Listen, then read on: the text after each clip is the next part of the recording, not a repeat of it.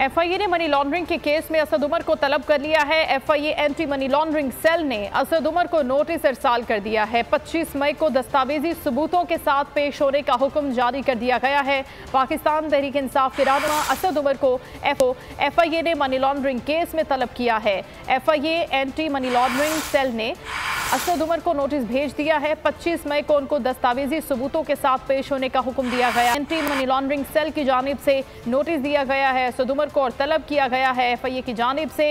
FIA anti money laundering cell की जानिब से असद उमर को नोटिस इरसाल कर दिया गया है और उनको 25 मई को दस्तावेजी सबूतों के साथ पेश होने का हुक्म दिया गया है। और अब मनी लॉन्ड्रिंग केसेस में असद उमर के खिलाफ मजीद तहकीकात होंगी। ये नोटिस इरसाल कर दिया गया है पीटीआई के रहनुमा असद उमर को, जिनको तलब किया गया है एफआईए की जानिब से मनी लॉन्ड्रिंग केस में। FIA anti money laundering cell ने असद उमर को नोटिस अरसाल कर दिया है, जिसमें उनको 25 मई को तलब किया गया है। आसिम भट्टी से मजीद हम जानेंगे। जी आसिम।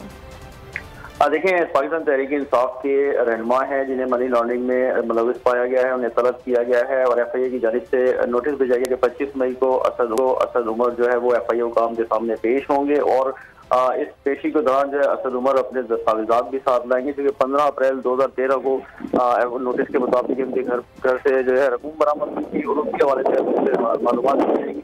एफआईए काम करना है कि बैंक के अपने घर से जो रकम बरामद की गई थी उसके बाद वो एक दूसरे अकाउंट में डिपॉजिट हुई और फिर वो दूसरे अकाउंट में भी बेनामी अकाउंट के जरिए उसमें उसको ट्रांसफर किया गया, जो कि एक मशकूक नाम से इसको रकम को जो है वो डिपॉजिट कराया गया। तो इस सारे हवाले से एफआईए हुकाम जो है वो तहकीकात करेंगे। बहुत शुक्रिया आसिम आपका अपडेट करने के लिए।